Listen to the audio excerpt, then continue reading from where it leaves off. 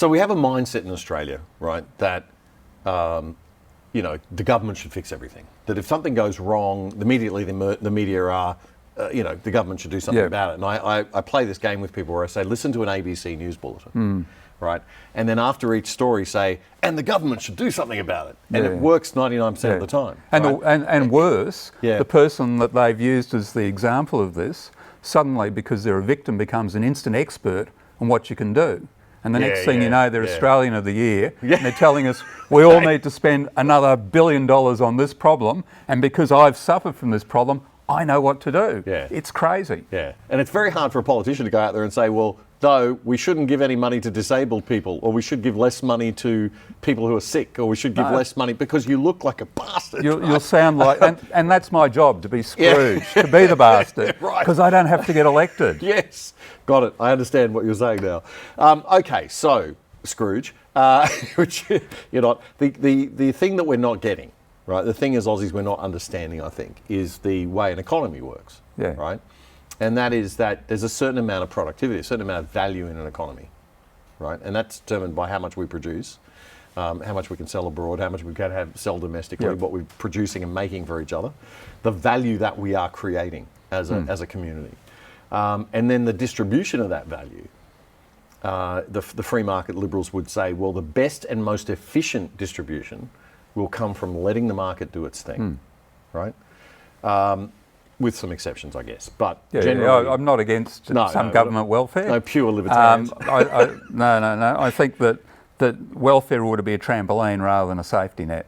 Yes. But then there's some people who, if they get on a trampoline, they're going to hurt themselves because there isn't something to project them up into. So there's always going to be need. But you want to deal with that need as efficiently as possible.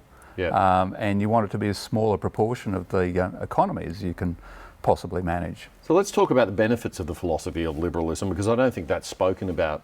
We all know about the benefits of socialism, right? We take money from people and we give it to the people who seem to look like they need it, right? Okay. With liberalism, how does that money get distributed in a liberal economy? Well, essentially it gets distributed by individuals. So the whole philosophy of liberalism comes down to the individual is the best person placed to work out what their needs are and their preferences and what costs to trade off. It also, so it doesn't just come back to the individual, it comes back to civil society. But the idea is that decisions are made as close to the problem as they can be. Catholic Church has got a name for it, they call it subsidiarity.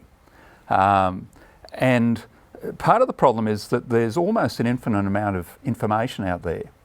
And central organisations are very bad at dealing with it. So, we've seen that with COVID, where the story changed a number of times. We have models that were completely unrealistic.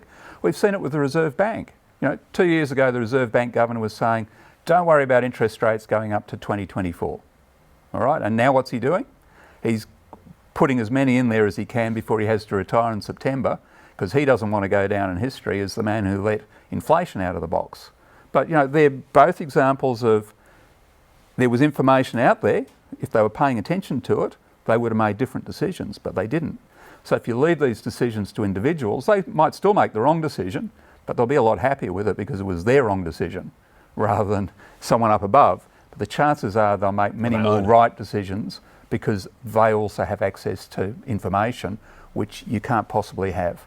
Right, it's like the government trying to solve the problem of providing care to the disabled or the sick, instead of leaving it to the disabled and the families and the community around them, or the sick in the hospital, the doctors and the medical, to say, this is the way that we need to spend this money. This is the best way to spend it. It's that central control, that belief among the left that they are better, that they can determine better than the individuals involved in the situation are, that they can fix it. Well, that's why we call it the nanny state. It's sort of, there's a problem over there. I know what to do about it, not bothering to ask you what you think you might want to do about it, or giving you a range of options and saying, well, you could do this, you could do that, you could do that.